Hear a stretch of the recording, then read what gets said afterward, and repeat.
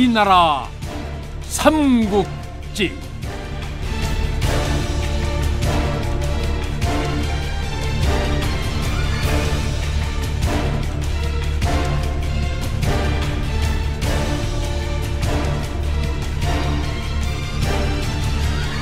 제94부 백제 부흥운동.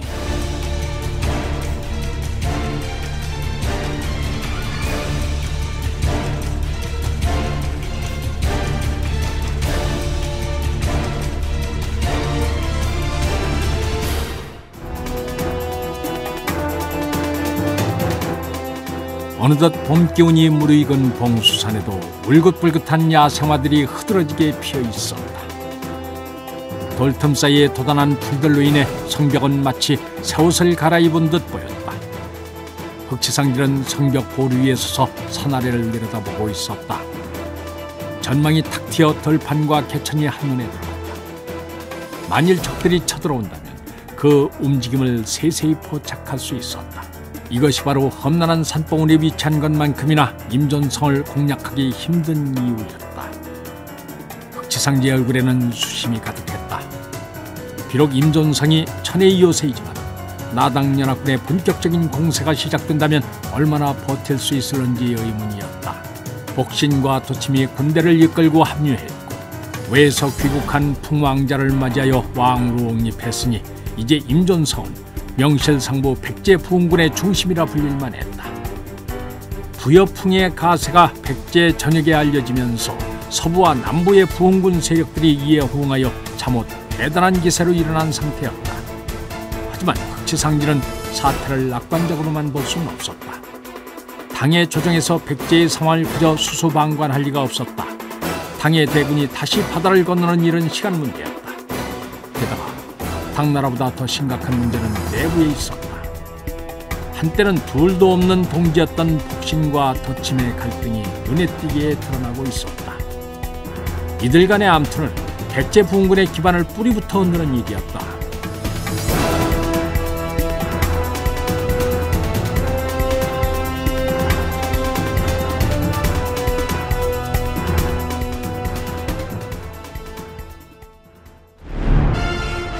두 사람의 갈등이 표면화된 것은 풍왕자의 등장 이후였다.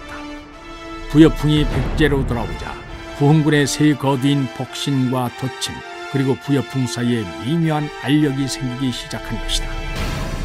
도침은 풍왕자가 귀국하자 정통성을 내세워 그를 왕위에 옹립해야 한다고 주장했다. 예법을 따지더라도 왕통과 가장 가까운 풍왕자가 왕위에 오른 것은 당연한 일이었다. 복신은 눈앞까지 다가왔던 옥좌를 놓쳐 분통이 터졌지만 반대할 만한 명분이 없었으므로 풍왕자를 왕으로 삼는 데 동의해야만 했다. 복신은 도침에 대해서 심한 배신감을 느꼈다. 이제껏 생사고락을 같이 한 사이임에도 불구하고 앞장서서 풍왕자를 옹립하자고 주장한 그를 결코 용서할 수 없었다. 이때부터 두 사람은 사사건건 대립한다. 도침은 풍왕을 등에 업고 영군 장군이라 칭하며 주도권을 쥐려했다. 하지만 복신은 이에 반발하여 자칭 상잠 장군이라 하고 자신의 세력을 규합했다. 흑치상지가 이들 사이에서 중재하려고 했었지만은 별무소용이었다.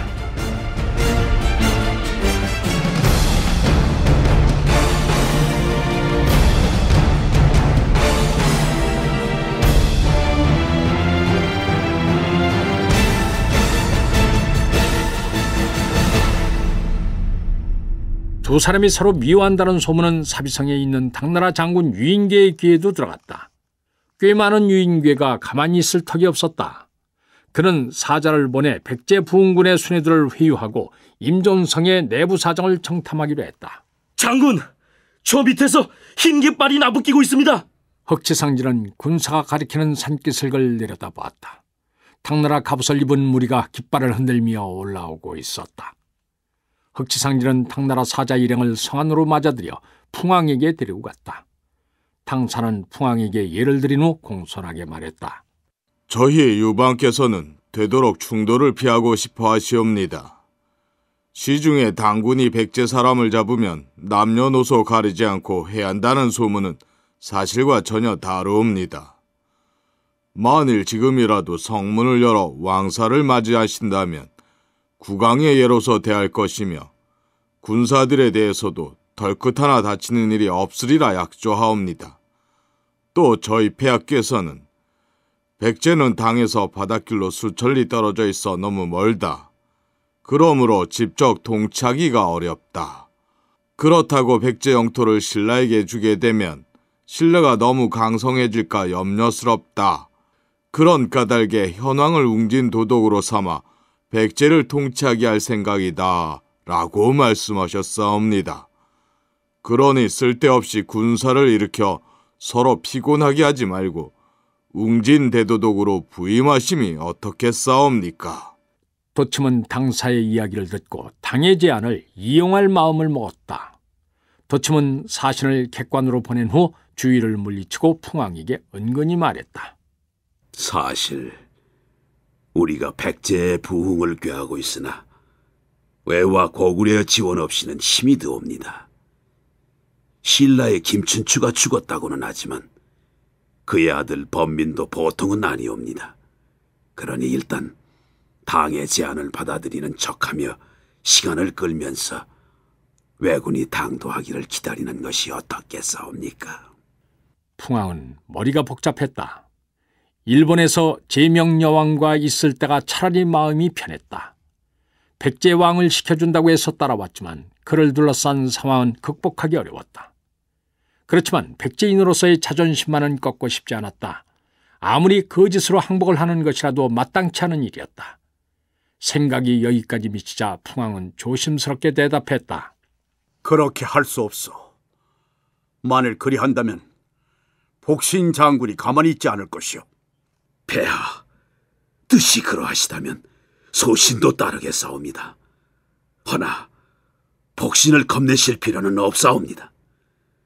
그자가 폐하의 명에 거스린다면 소신이 가만두지 않을 것이옵니다. 신만 믿으시옵소서. 부여풍은 침묵을 지킴으로써 도침의 말에 동의했다.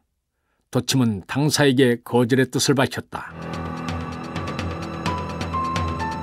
이 당시 유인궤는 비명횡산 왕문도를 대신해 백제 부흥군 소탕작전에 파견돼 있었다. 유인궤는 왕문도의 군사 7천을 인계받고 사비성에 있는 유인원의 군사를 휘하에 두었지만 백제 부흥군의 기세를 당해내기에는 턱없이 부족했다. 당의 조정에서는 신라군으로부터 부족한 군사를 징발하여 쓰라 했지만 이미 백제 부흥군과의 싸움에서 기득권을 쥔 신라가 호락호락 당의 말을 들을 리 없었다. 신라는 오히려 사비성 전투에서 복신의 군사를 몰아낸 전과를 내세워 당군을 견제했다. 유인궤로서는 전차를 자신에게 유리하게 이끌 묘책이 필요했다. 이에 생각해낸 것이 바로 백제 부흥군의 우두머리라 할 수 있는 풍왕을 회유하는 방법이었다. 만일 풍왕을 설득하여 항복을 받아낼 수만 있다면 힘들이지 않고 백제 땅의 소유를 평정하고 당의 지배력을 회복할 수 있었다.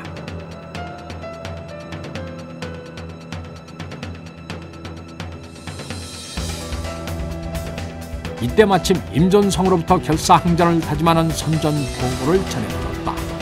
그래서 유인궤는 때가 늦기 전에 서둘러 사신을 보냈던 것이다. 나중에 궁중에 심어놓은 첩자로부터 이 일을 전해들은 복신은 수하 장군들을 모아놓고 이를 갈며 말했다. 우리가 군대를 조직해서 당군과 싸우는 것은 백제를 다시 일으키기 위함이오. 그런데 몇몇 쓰레기 같은 인간들이 자신의 이속만 챙기려 하고 있어. 그 대표적인 인물이 바로 도침이오. 도침이 폐하의 눈을 가리고 전횡을 일삼으니 도저히 그냥 두고 볼 수만 없어. 저 간악한 도침을 죽이지 않으면 우리 저항군의 미래는 없을 것이오. 복신은 마침내 도침을 없애기로 결심한다. 복신의 가슴 속에서 시퍼렇게 벼려진 칼날이 금방이라도 튀어나올 것만 같았다.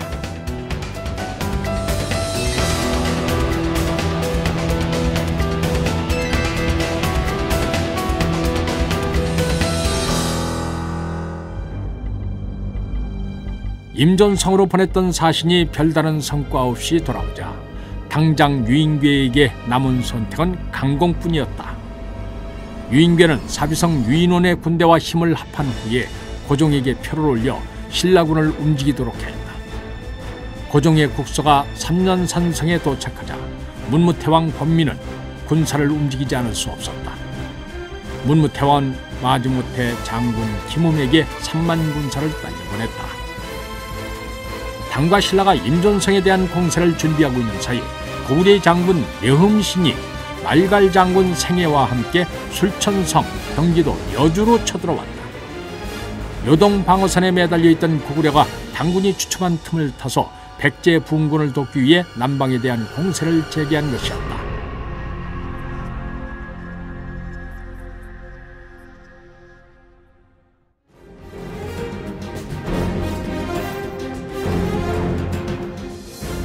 갑작스런 백제의 멸망은 고구려에게 상당한 타격이었다.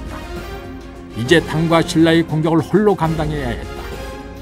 하지만 백제의 혼은 쉽게 꺾이지 않았다.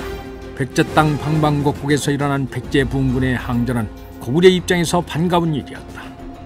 당의 조정에서 고구려 정벌에 대해 이견이 난무하여 잠시 요동전선의 숨통이 트이자 고구려의 연개소문은 곧바로 남방으로 군사를 움직였다.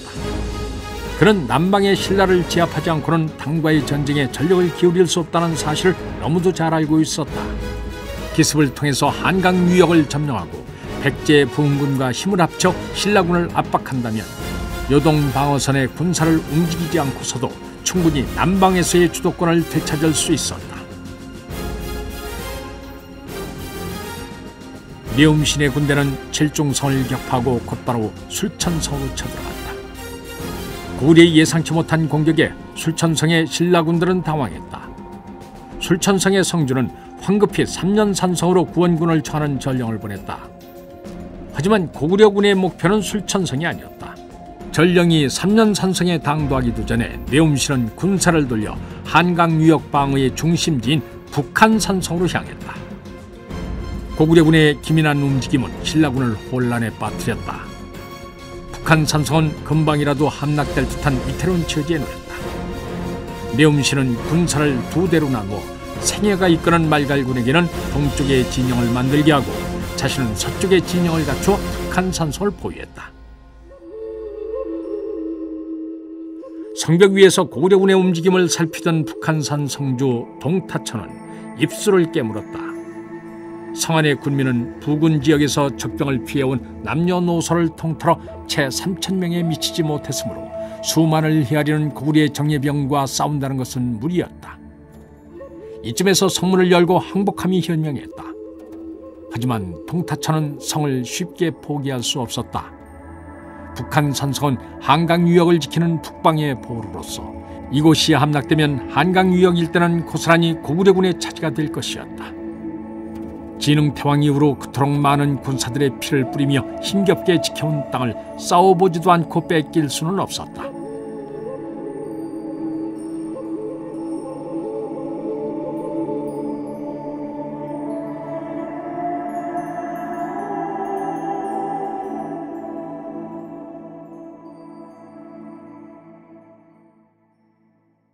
동타천은 성안의 군민들을 한자리에 불러 모았다. 연신 마른 기침을 해대는 노인과 칭얼거리는 아이를 달래는 아낙, 그리고 흘러내린 코를 연신 훔치고 있는 사내 아이들까지 한자리에 모였다. 도저히 싸움이라고 해본 적이 없는 순박한 모습들이었다. 우리는 더 이상 달아날 곳이 없다. 성 밖에는 고구려 군사들이 시뻘건 나가리를 벌리고 있다. 이제 우리가 택할 수 있는 길은 두 가지밖에 없다. 이대로 얌전히 저들의 이빨 아래 목을 내어놓느냐, 아니면은 목숨을 걸고 싸우느냐, 둘 중 하나다. 저들에게 순순히 항복한다면 목숨을 부지하여 노비가 되겠지만 끝까지 싸운다면 우리의 구원군이 당도하는 모습을 볼 수 있을지도 모른다. 자, 어느 쪽을 선택하겠느냐? 동타천을 바라보고 있던 백성들은 숙연해졌다. 어차피 죽거나 포로가 되어 정든 고향을 떠나 머나먼 이국 땅으로 끌려가야 한다면 차라리 이곳에서 싸우다 죽는 것이 나았다. 만에 하나 구원군이 당도할 때까지 고구려군의 공격을 막아낼 수만 있다면 떳떳하게 살 수 있다는 희망도 있었다. 여기저기서 결의를 다지는 목소리들이 터져나왔다. 삽시간에 군중은 후끈 달아오른 열기에 휩싸였다. 전의를 불태우는 백성들을 보며 동타천이 쳤다. 그대들의 뜻을 잘 알겠다. 이제 우리는 적병을 맞아 싸울 것이다. 그리고 반드시 그들을 물리칠 것이다. 내 목숨을 걸고 그대들에게 장담하노라. 동타천은 칼 높이 치켜 올렸다. 이를 신호로 성한 백성들의 함성이 폭발했다. 우리와 같은 함성에 놀란 아이들의 울음소리가 뒤를 따랐다.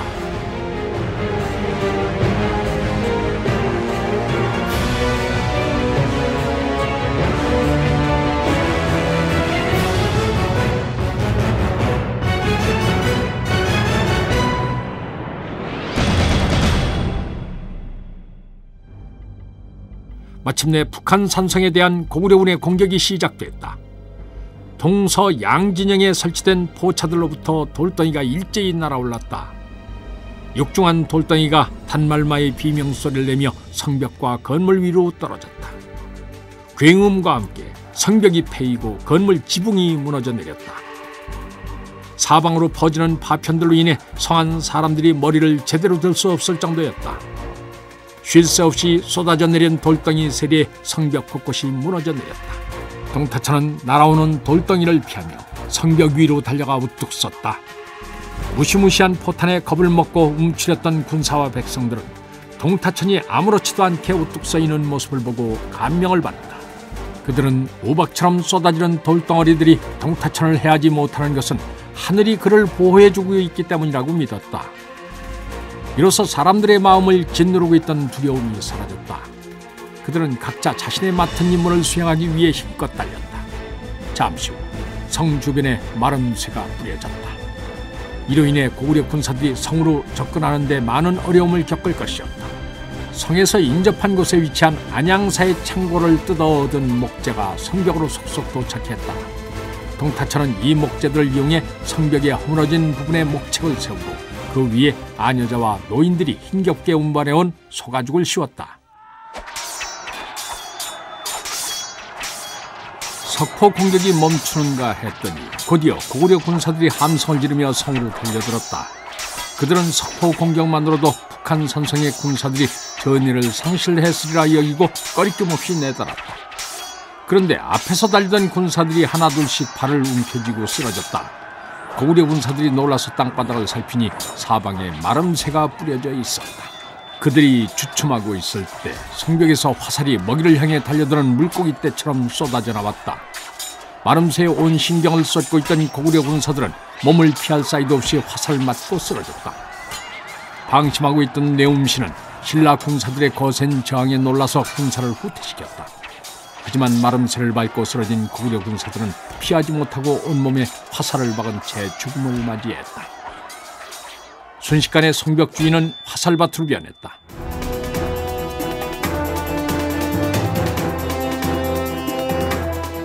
다음 날 전열을 가다듬은 고구려군은 다시 공격을 개시했다. 신라군의 방비에 대해서는 몸소 쓰라린 경험을 해보았으므로 이번엔 신중을 기해 공격했다. 포차를 더욱 성벽 가까이 끌어들인 후에 국로수들을 전면에 배치해서 석포와 더불어 노를 이용한 공격을 병행했다. 신라군의 반격을 봉쇄하기 위한 전략이었다. 고구려 군사들은 성벽 가까이 접근하는 데는 성공했지만 신라군의 거센 반격에 막혀 성벽을 넘을 수 없었다. 일진일퇴를 거듭하는 공성전이 펼쳐졌지만 북한 산성은 고구려 군사들이 발을 들여놓는 것을 거부했다. 치열한 공방전이 20여일 동안이나 계속됐다. 양쪽 모두 기진맥진한 상태였지만 성안의 사정은 말할 수 없을 정도로 비참했다. 이미 식량이 바닥났어 성민들은 굶주림에 시달렸고 화살 역시 여분이 남아있지 않았다. 이대로 간다면 하루도 버티기 힘들었다. 더욱이 이들을 힘들게 한 것은 오랜 시간이 지났는데도 구원군이 나타날 기미조차 보이지 않는다는 것이었다. 성주 동타천은 성민들을 다독이기는 했지만 그의 마음속에서도 어느덧 의심이 일어나고 있었다. 조정이 자신들을 버리지 않고는 20일 동안이나 구원군이 당도하지 않을 리 없었다. 동타천은 자신을 믿고 목숨을 걸고 싸운 성민들에게 죄스러운 마음이 들었다.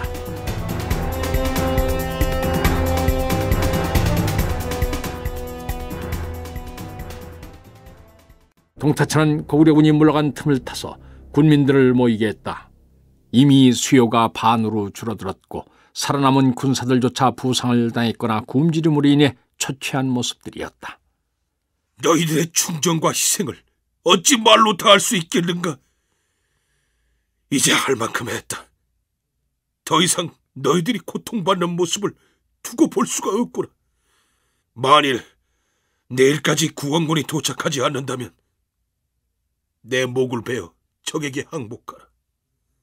그리하면 목숨을 보존할 수 있을 뿐 아니라 오히려 상을 받게 되리라.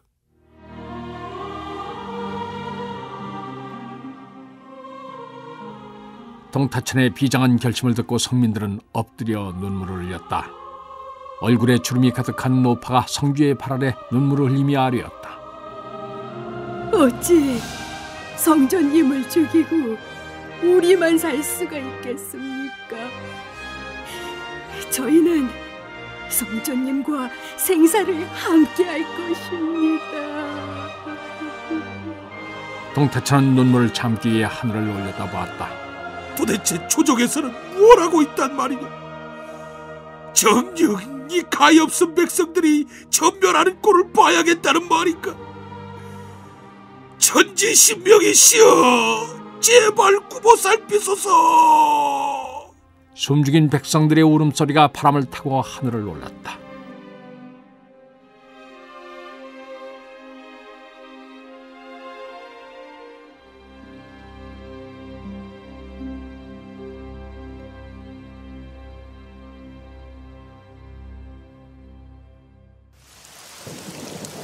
그날 밤 천둥과 벼락을 동반한 큰 비가 내렸다.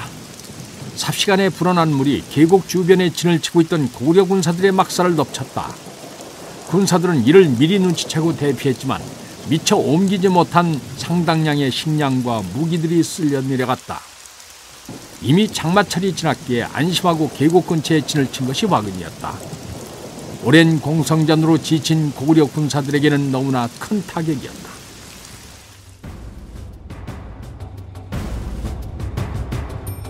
다음 날 아침 전령이 와서 당나라 해군이 비사성 앞바다에 나타났다는 급보를 전했다. 곧바로 철군에서 평양성 방어에 부대를 투입하라는 명이었다.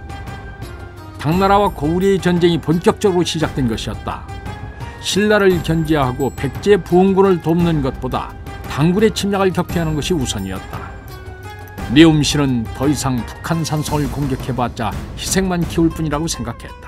신라 군사들도 지치기는 마찬가지일 테니 남은 힘을 이끌어내어 싸운다면 성을 함락시킬 수는 있었다. 하지만 성을 함락시킨다 해도 이를 지킬 병력을 남겨둘 만한 여유가 없었다. 당나라의 수십만 대군을 막는 것이 성 하나를 빼앗는 것보다 급했기 때문이었다. 내음실은 생애와 의논해서 군사들에게 철군 명령을 내렸다.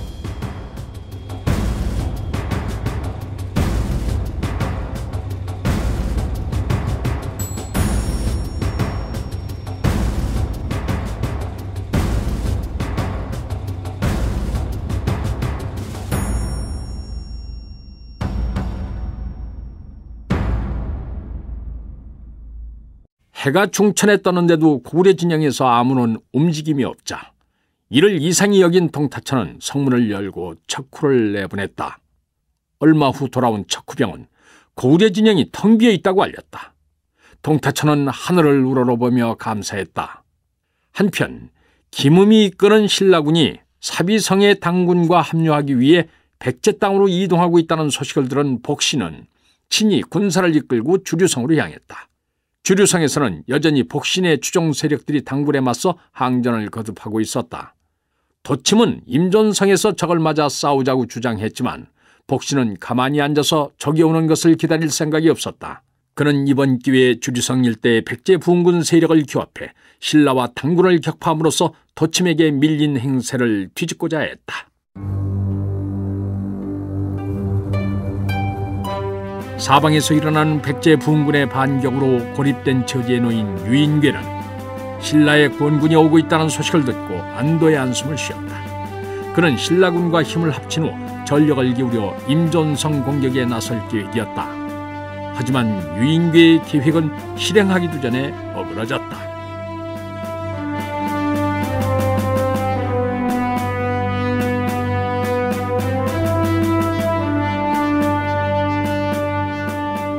김음은 탄현을 넘어 사비성으로 가지 않고 고사비로 향했다.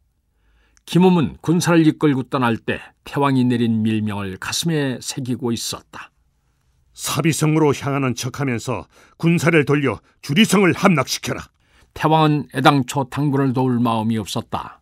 그는 당이 백제 땅에 웅진도독부를 설치할 때부터 그들의 욕심이 장차 신라에까지 미치리라는 것을 간파했다. 지금 당장은 고구려 때문에 여전히 신라를 동맹국으로 대하고 있지만 고구려마저 정복한다면 그 다음 수순은 불을 보듯이 뻔했다. 토사구팽이라고 하지 않았던가. 고구려를 잡는 사냥이 끝나면 사냥개 노릇을 한 신라 역시 무사하기는 어려웠다. 태왕은 백제 부흥군과 당군이 서로 얽혀 싸우며 힘을 소진하는 틈을 타서 주류성을 점령함으로써 백제 땅에 대한 지배력을 확보하려는 의도였다.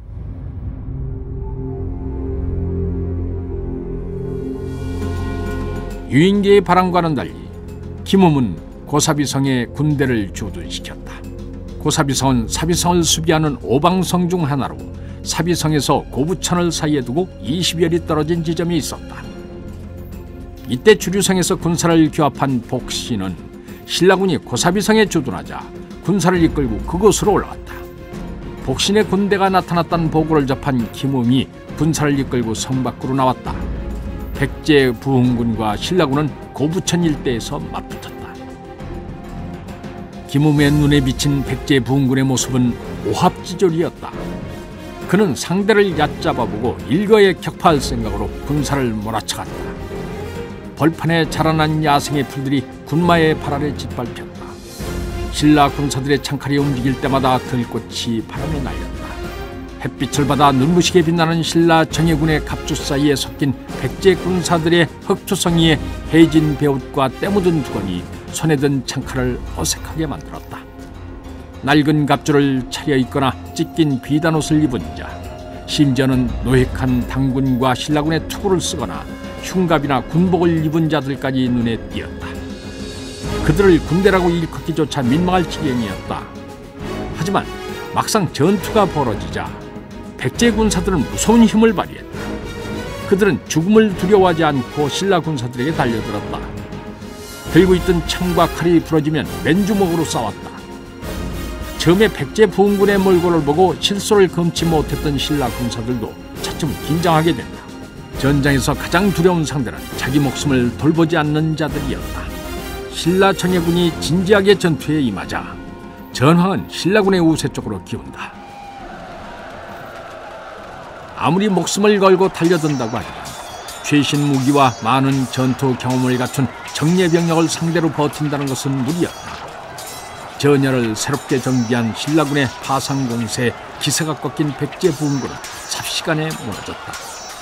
더 이상 싸울 의욕을 잃은 백제 군사들은 불이 나게 달아났다.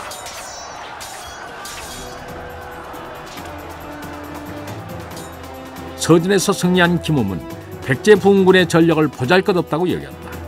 그래서 일거의 잔당들을 소탕하고 주류성을 함락시키고자 했다. 그는 달아나는 백제군에 대한 추격명령을 내린다. 그들은 남쪽 방향으로 도망가고 있었다. 신라군은 후퇴하는 백제군의 뒤를 쫓았다.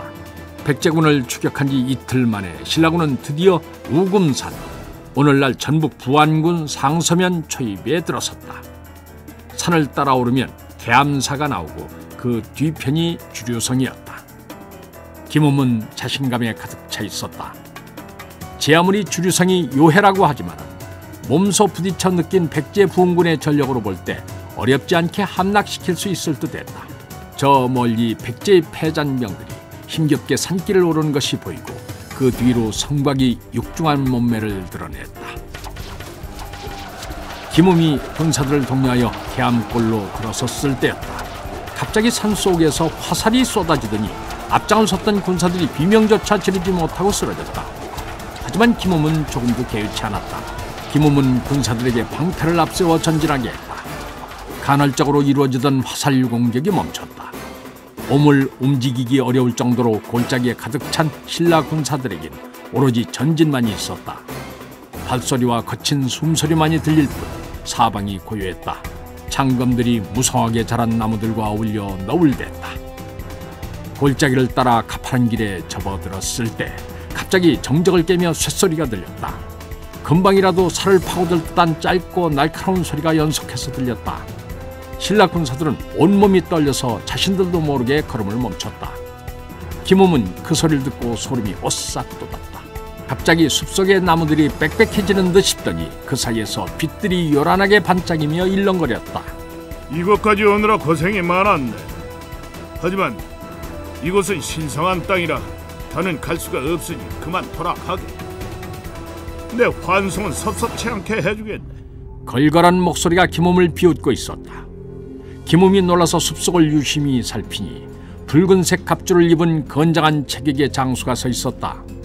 마치 천상에서 내려온 신장처럼 우람한 체격이었다. 김웅은 주변에선 군사들에게 외쳤다. 저자를 잡아라! 명령이 떨어지기 무섭게 군사들이 숲속으로 달려들었다. 어리석구나.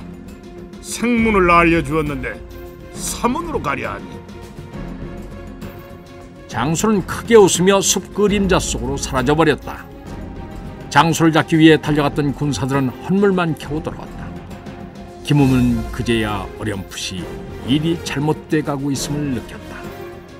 하지만 이대로 겁을 먹고 내려갈 수는 없었다. 그는 좀 전에 사내가 나타난 일을 애써 적의 농간으로 치부했다. 새가 부족해 속임수를 써서 추격군을 따돌리려 함이라고 여겼다. 신라군이 산 중턱에서 한동안 망설이고 있을 때 갑자기 사방에서 함성소리가 튀어나왔다. 겁에 질려있던 신라 군사들은 그 소리만 듣고도 놀라서 탈환하기 시작했다. 몸이 닿을 정도로 밀접해 있던 터라 갑작스런 혼란에 떠밀려서 넘어지는 군사들이 속출했다. 순식간에 신라군 대열은 아수라장으로 변했다. 신라군들이 정신없이 도망치자 때를 기다렸다는 듯 숲속에서 백제 군사들이 쏟아져 나왔다. 그들의 모습은 좀 전에 싸움을 벌였던 오합지졸들과는 전혀 다르다. 눈부시게 빛나는 갑주와 기치가 과거 백제군의 위용을 그대로 재현하고 있었다. 백제 군사들은 군더더기가 전혀 없는 몸놀이로 신라 군사들을 덮쳤다. 이미 전의를 상실한 신라 군사들, 매 발톱에 낀 토끼처럼 버둥거리다가 쓰러졌다. 김웅은 전세가 돌이킬 수 없는 지경에 다다르자 달아날 구멍을 찾았다. 험아! 너는 이미 도간에 든 신세이니 순순히 무릎을 꿇고 오라를 받아라! 김웅은 등 뒤에서 들리는 병력 같은 외침에 간이 오그라들었다. 그는 뒤를 돌아볼 염두조차 내지 못하고 조랭랑을 쳤다. 신라 군사들의 비명소리가 김웅의 뒤를 쫓고 있었다.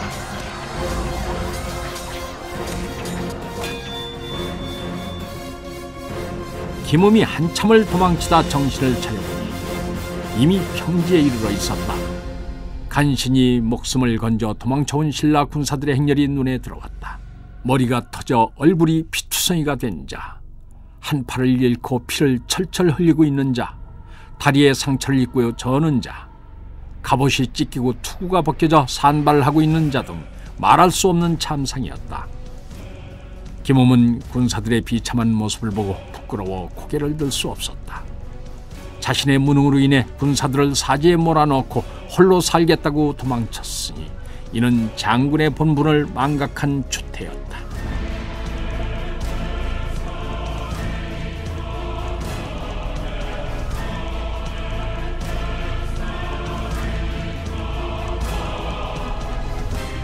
산 어귀를 돌아보니 대백제국 장군 복신이라는 황금색 글씨가 새겨진 커다란 깃발이 김웅을 향해 야유하듯 흔들리고 있었다.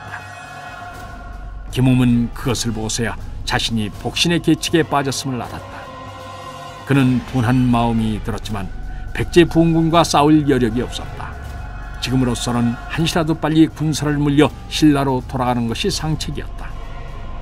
김웅은 백제 부흥군이 추격해올 것을 염려하여 재빨리 남은 군사들을 숲에 달아났다. 이로써 백제 부흥군은 그 위세를 만천하에 떨쳤고 복신은 백제 유민들의 믿음을 한 몸에 받게 됐다.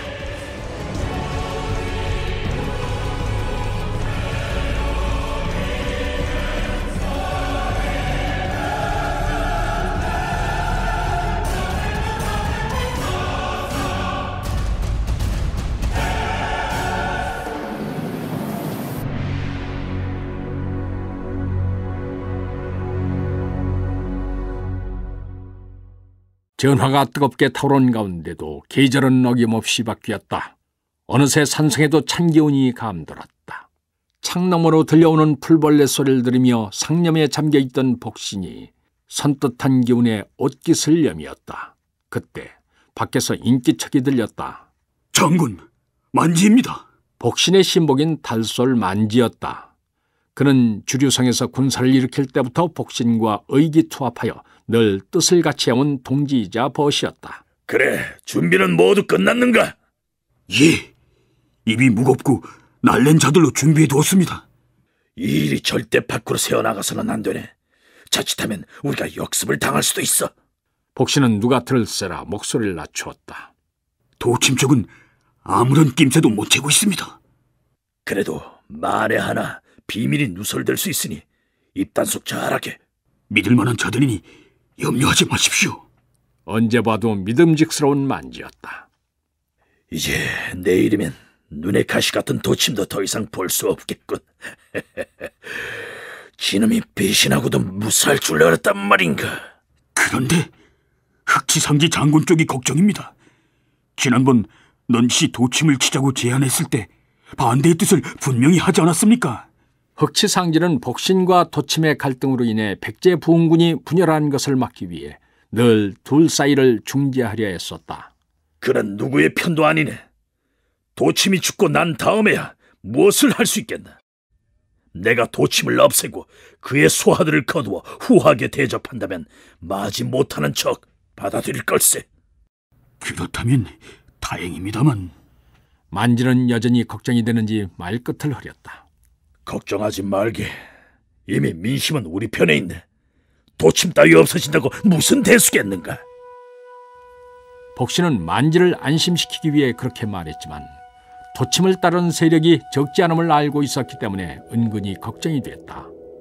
임존성뿐 아니라 주류성에 있는 많은 사람들이 그를 생불로 여기고 따른다는 것은 부정할 수 없는 사실이었다. 하지만 그럴수록 더더욱 도침을 없애야만 했다. 그만큼 자신의 앞날에 커다란 걸림돌이 될 인물이었다.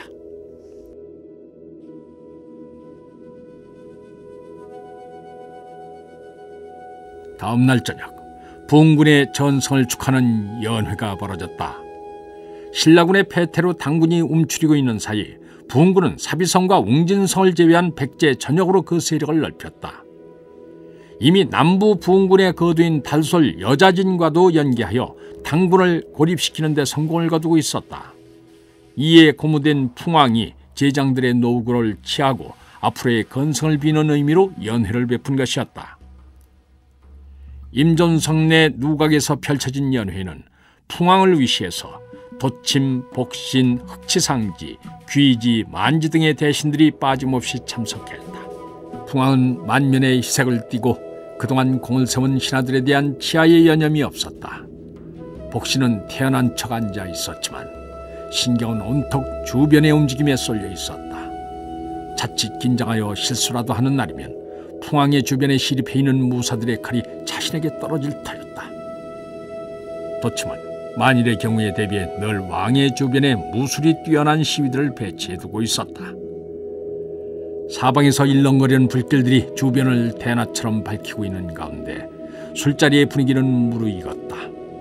왕과 신하 모두가 술기운이 올라 얼굴이 숯불처럼 붉게 달아올랐다.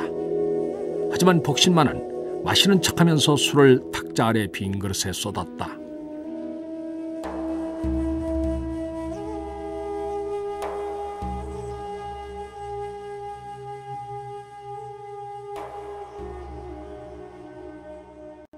여러 차례 술동이가 비워지자 복신은 드디어 때가 왔다고 여겼다. 달아오른 취기에 풍왕과 신하들은 몸이 조금씩 기울고 있었다. 복신이 취중의 실수인 것처럼 술잔을 정자 밖으로 내던졌다. 바닥에 떨어진 술잔이 깨지며 요란한 소리가 났다. 이를 신호로 정자 주변 숲에 몸을 숨기고 있던 복신의 군사들이 일제히 들고 일어났다. 시위들이 미처 막을 틈도 없이 정자는 칼을 든 복신의 군사들에 의해 장악됐다. 도침이 풍왕을 지키기 위해 간신히 몸을 가누며 일어났다. 그러자 군사들이 다짜고짜 달려들어 그의 가슴을 찔러 죽여버렸다.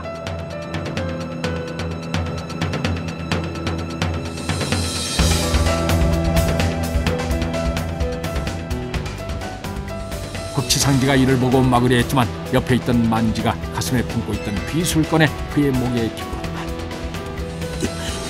장군을 해할 마음은 없습니다. 가만히 계십시오. 흑지상지는 상황을 간파하고 낮은 신음소리를 내며 그 자리에 쓰러지듯이 주저앉았다. 풍왕을 보호하려던 시위들은 어느새 피를 뿌리고 쓰러졌다. 순식간에 상황이 끝났고 풍왕과 대신들의 얼굴은 참혹할 정도로 굳어 있었다. 그때 복신이 자리에서 일어나더니 그 자리에 모인 신하들에게 말했다. 여러분들은 아무 걱정하지 마십시오. 이는 단지 폐하를 기만하고 당군과 내통한 도침을 처치하기 위한 일이었습니다.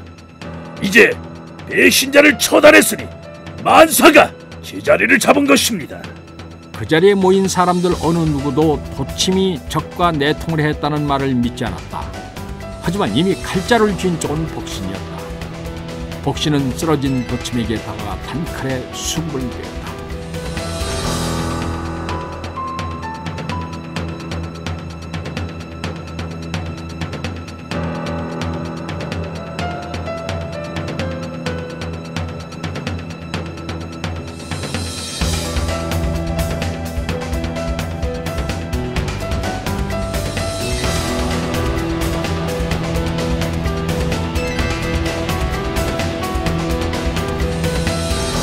복신이 자행한 끔찍한 장면을 목도한 풍왕은 사시나무 떨던 몸을 떨었다. 복신은 피가 뚝뚝 떨어지는 도침의 머리를 풍왕 앞에 내던지면서 울분을 토했다. 제가 왜서 이곳으로 폐하를 모시고 태왕에 취한 까닭은 오로지 백제의 주권 회복을 위해서였습니다. 그런데 이러한 충정을 저버리고 어찌 당과 내통하여 스스로 성민이 되려 하십니까? 정 그러시면 저도 생각을 달리할 수밖에 없습니다. 풍왕은 얼굴이 창백해졌다. 무슨 말을 꺼내도 죽음을 면할 수 없을 것 같았다. 가까스로 놀란 가슴을 진정시킨 풍왕은 힘겹게 말문을 열었다. 무슨 오해가 있었던 것 같소. 도침이 혼자서 한 말을 듣고 나를 원망하시나 본데, 나는 백제가 당의 속국이 되는 것을 원하지 않으니 제발 염려를 거두시길 바라오. 복신은 풍왕의 변명을 듣고 그제야 다소 누그러진 듯했다. 그는 풍왕에게 다짐을 받았다. 다시 한번 이런 일이 있을 시 저도 제 행동을 책임질 수 없습니다. 부디 명심하십시오. 사위가 쥐죽은 듯 조용했다. 간간히 장작이 타다가 튀는 소리가 들릴 뿐이었다. 할 일을 마친 복신은 만족한 표정으로 만지를 돌아보며 명했다. 폐하께서 놀라셨을 테니 신전으로 모시도록 하게. 그리고 여러 대신들께서도 약주가 과하신 듯하니 처소로 무사히 돌아갈 수 있도록 도와드려라. 군신들을 흩어보낸 복신은 도침의 목없는 시신을 내려다보며 비아냥을 거렸다. 네가 정령 생불이라면 다시 살아나보거라. 하지만 시신은 꼼짝도 하지 않았다. 이제 정령 나의 세상이 펼쳐지리라.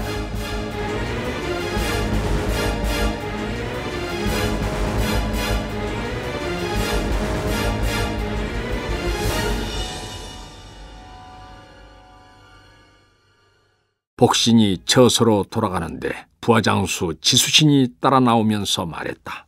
이참에 풍왕을 몰아내고 옥좌에 오르셔야 합니다. 복신이 껄껄 웃으며 대답했다. 저 나약한 풍왕은 어느 때고 도모할 수 있는데 무엇을 걱정하리요? 공연히 지금 손 쓰면 우리 부헌군들의 사기가 떨어지고 이탈자만 늘어날 것이다. 또 외의 원병을 기다리고 있는 이 시점에 그를 죽일 수는 없다. 지수신이 거듭 까냈다. 지금이 기회입니다. 장군께서 도침을 제거하셨으니 이제 풍왕과는 원수가 된 셈입니다. 빨리 풍왕을 도모하셔야 합니다. 복신이 지수신을 바라보며 딱하다는 듯이 말했다. 풍왕은 외왕이 각별히 사랑하는 자이다. 그리고 지금 외의 실권자인 중대형과도 우애가 돈독하다고 하지를 않더냐. 그런데 우리가 그를 해치면 외가 가만히 있겠느냐 말이다. 지수신은 복신의 말에 반박했다. 외가 지원군을 파견하는 이유는 오직 하나, 당과 싸워 백제를 다시 일으키겠다는 우리의 의지를 높이 샀기 때문입니다. 사사로운 감정과는 무관합니다. 혹여 사감으로 따진다 하더라도 외왕은 선대부터 장군의 집안과 잘 어울렸지 않습니까? 복신이 마침내 역정을 냈다. 내가 다 알아서 할 테니 장군은 과도히 염려하지 말라. 이에 지수씨는 입을 다물 수밖에 없었다. 복신이 돌아가자 그는 주위의 부하들을 바라보며 크게 탄식했다. 부하들이 지수신에게 권했다. 그렇다면 이참에 고구려로 귀순하시죠. 복신 장군은 우리 백제를 위해 사력을 다하고 있다. 그러니 장군을 두고 나 혼자 살겠다고 탄환할 수는 없다. 이 말을 듣고 따르던 군사들이 모두 슬퍼했다. 이날따라 유난히도 밤하늘이 어두웠다. 군사들이 들고 있는 횃불에서 뿜어져 나오는 빛이 지수신의 눈동자를 촬영해 보이게 만들었다. 임존성의 편전하는 사람들의 동요로 술렁거렸다. 풍왕을 비롯해서 대신들의 시선은 모두 복신의 입을 향해 있었다.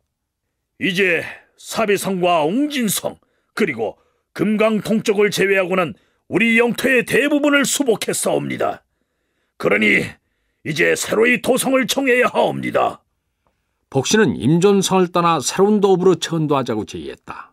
하지만 홀로 권력을 휘두르고 있는 그였으므로 건의의 형식을 띠고 있을 뿐이지 사실 결정이나 다름이 없었다.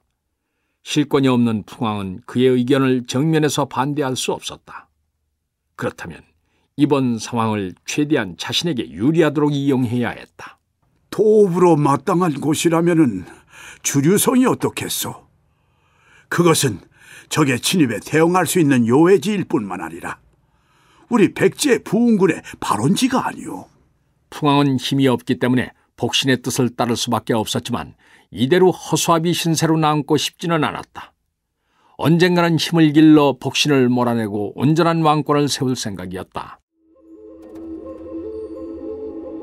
풍왕은 연회에서 복신에게 수모를 당했을 때 고구려 연개소문이 영유태왕을 시해하는 장면을 연상했다.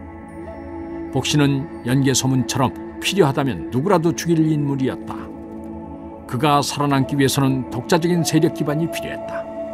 하지만 무태왕 때 외로 보내진 이후로 근 30여 년 동안을 백제에 발을 들여놓은 적이 없는 그로서는 국내에 마땅한 세력 기반이 있을 리 없었다. 도침이 죽은 마당에 그가 오로지 믿을 수 있는 것은 도침을 추종하던 무리들이었고 그들의 근거지가 바로 주류성이었다. 풍왕이 주류성을 도성으로 정하려 한 까닭은 바로 도침 추종 세력들의 힘을 빌려 복신을 견제하기 위함이었다.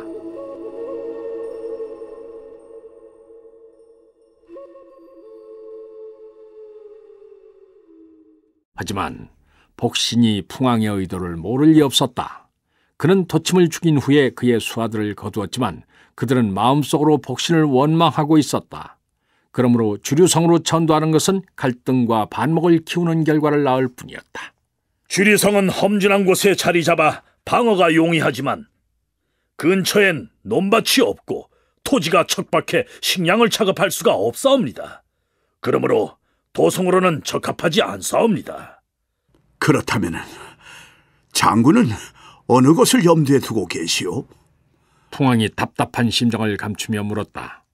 피성이 적당할 줄 아옵니다. 그 주변은 토지가 비옥하고 일기가 온순하여 삼안에서도 가장 기름진 땅이옵니다. 그러니 도성으로는 부족함이 없을 줄 아옵니다. 풍왕은 복신이 이미 마음의 결정을 내렸기에 더는 아무 말도 할 수 없었다.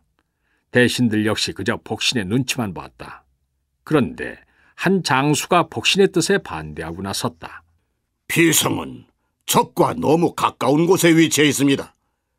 게다가 지대가 낮아 적의 공세를 막아내기 어렵습니다. 지형이 높고 험해야만 적은 수로 많은 적을 막아낼 수 있습니다. 굶주림은 후일의 일이지만 성이 함락되는 것은 바로 눈앞의 일입니다. 그는 바로 외에서 전황을 살피는 임무를 띠고 파견된 장군 박시전래진이었다. 외의 도움이 절실히 필요한 상황이었으므로 복신조차도 함부로 할 수 없는 인물이었다. 피성은 서북으로 강이 흐르고 동남에는 높은 진흙 제방이 있어 적의 침입을 막아내는 데 유리하오. 비록 지대가 낮다고는 하지만은 물길을 이용한다면 적들이 쉽게 쳐들어오기는 어렵소. 복신이 이처럼 무자르듯이 말을 쳐내니 박시전래진도 더는 할 말이 없었다. 이리하여 복신은 풍왕을 비롯해서 신하들과 군사들을 이끌고 피성으로 천도를 했다. 복신이 이처럼 서둘러 천도를 단행한 것은 흑치상지와의 껄끄러운 관계 때문이었다. 비록 흑치상지가 도침을 죽인 일로 복신을 대놓고 비난하지는 않았지만 복신에게 불만을 가지고 있는 것은 분명했다. 복신의 입장에서는 화근을 옆에 끼고 있는 셈이었다. 임존성은 흑치상지의 세력 기반이었기에 아무리 자신이 실권을 쥐고 있어도 그를 함부로 제거할 수는 없었다. 그래서 궁여지책으로 생각해낸 것이 피성으로의 천도였다. 이로써 백제 부흥군은 임존성의 흑치상지 세력과 남부 피성의 복신 세력을 양기둥으로 재편성됐다.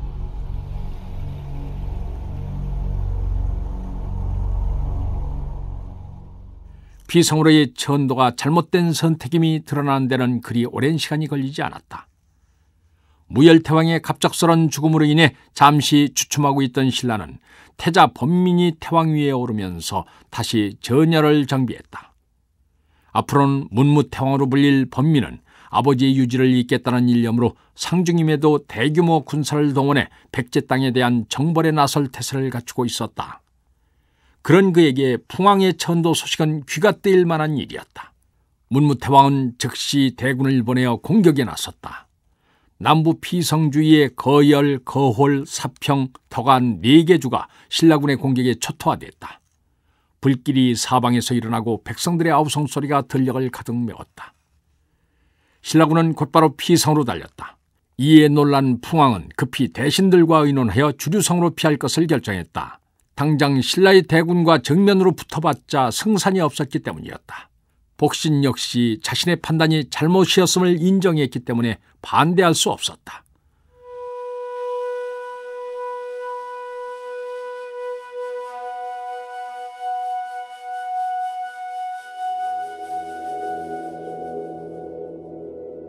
우여곡절을 겪고 주류성으로 도성을 옮기게 되자 복신의 굳건했던 지위가 흔들리기 시작한다.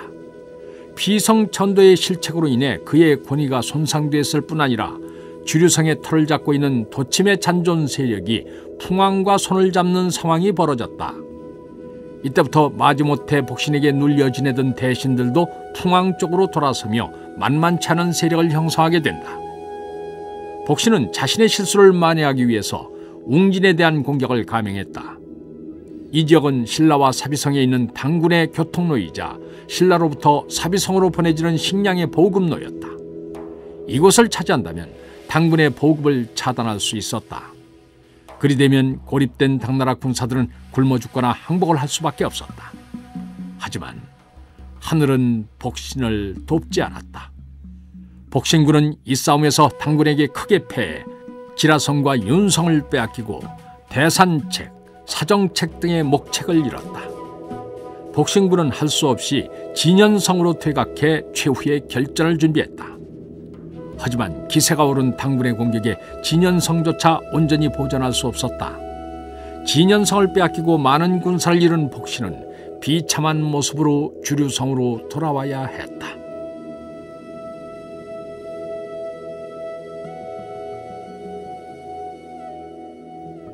자신의 실수를 만회하기는커녕 패장의 멍에까지 짊어지게 되자 복신의 입지는 더욱 좁아졌다. 이때부터 풍왕은 노골적으로 복신에 대한 불만을 드러냈다. 복신은 풍왕이 언젠가는 자신을 제거할지도 모른다는 두려움에 사로잡히게 된다.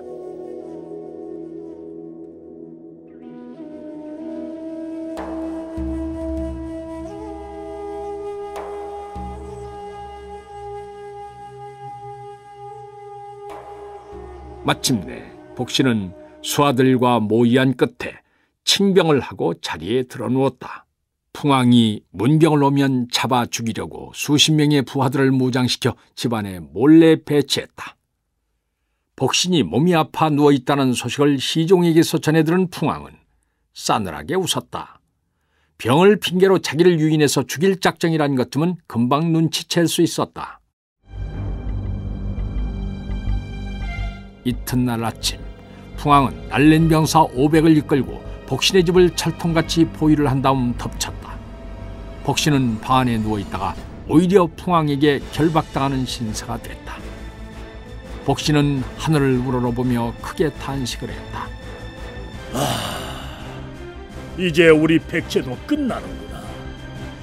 내가 저 못난 놈을 왜 아직까지 살려두었던가. 지수신아, 어디에 있느냐? 이 모든 것이 너의 말을 듣지 않은 나의 불찰 때문이구나.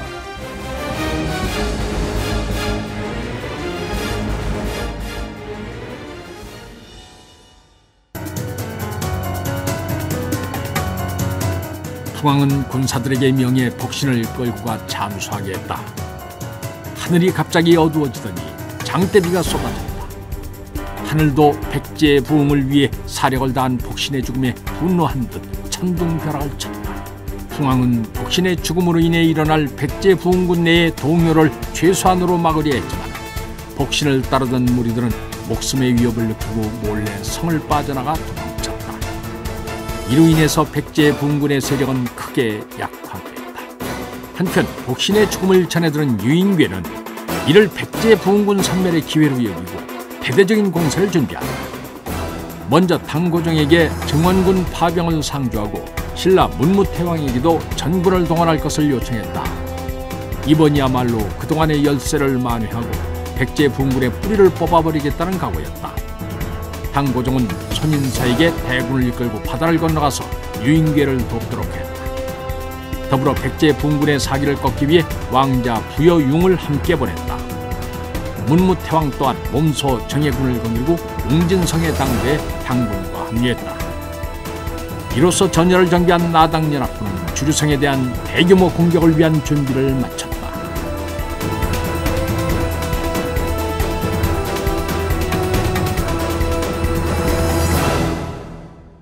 주류성의 풍왕은 나당연합군의 공격이 임박했다는 소식을 접하고 군신들을 급히 소집했다. 어찌 대응하면 좋겠는가? 주류성에 머물고 있던 외장 박시절 내진이 날카로운 눈을 번뜩이며 말했다. 너무 심려치 마십시오. 곧 있으면 외에서 여원 군신 장군이 이끄는 구원군이 도착할 것입니다. 달솔 귀지가 사기를 북돋았다. 고구려에도 구원을 청했으니 곧 좋은 소식이 들려올 것입니다. 고구려와 외의 구원군만 도착한다면 충분히 승산이 있었다. 풍왕은 가문 끝에 단비를 맞은 풀처럼 금방 생기를 되찾았다. 풍왕은 나당연합군의 동향을 파악하고 전쟁에 대비해 만반의 준비를 하라고 명했다.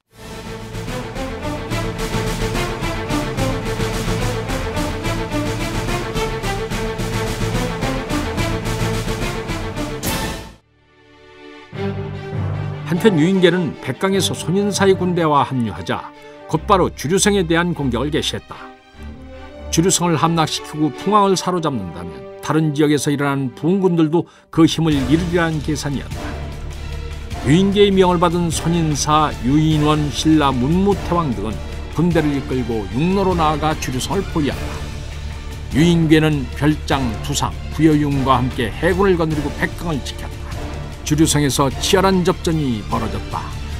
어떤 희생을 치르더라도 이번에는 기필코 백제 부흥군의 뿌리를 뽑아 후환을 없애려는 나당연합군과 이제는 물러날 곳이 없는 막바지로 몰린 백제 부흥군은 한치의 양보도 없는 공방전을 펼쳤다. 전투는 끝날 기미가 보이지 않았다.